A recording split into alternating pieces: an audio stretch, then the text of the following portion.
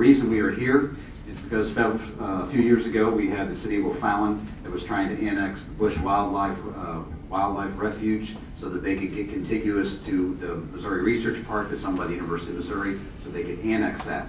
They were stopped, and then next time, next year, the city of Weldon Springs was contiguous, and they tried to annex the research park.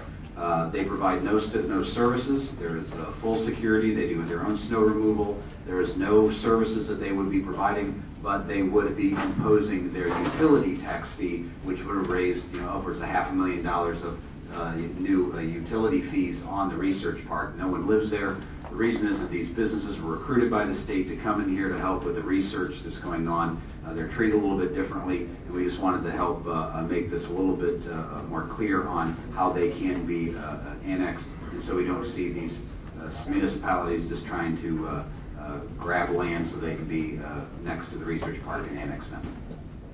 Mr. Chairman, members of the committee, Tracy King here representing the Missouri Chamber of Commerce and Industry, and we go on record in support of Senate Bill 942. As Senator Rupp did a good job explaining, you had the state of Missouri through the University of Missouri system entice businesses into this Missouri Research Park for many reasons.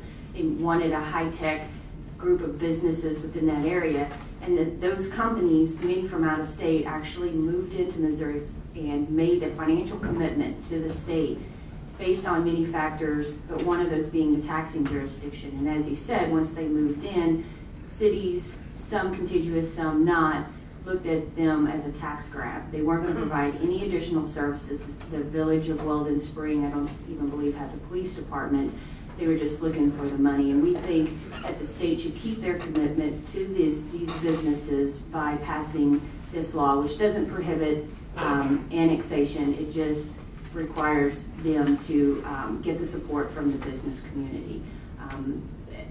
Last year we had a bill that passed consent, got to that, it was the first Senate bill actually in the House and became a big omnibus economic development bill that didn't pass, and House Bill 191 did, and I think that's the reason why we didn't see this finalized last year. So we ask for your support.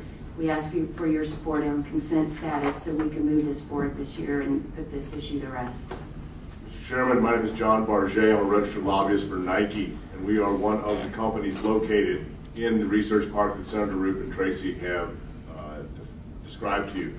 Nike creates a cushion that they have in their Nike Air heel at this place, and it is extremely labor intensive. There's 240 labor intensive and utility intensive. There's about 240 jobs there. They're very good paying jobs, and this is just one example of these companies can be anywhere, and they have chosen St. Charles County and our state to be in. This would be extremely expensive, the 5% utility tax, the production that they do there. So we join in asking the committee to support this as a consent bill and help us resolve this problem. Thank you very much.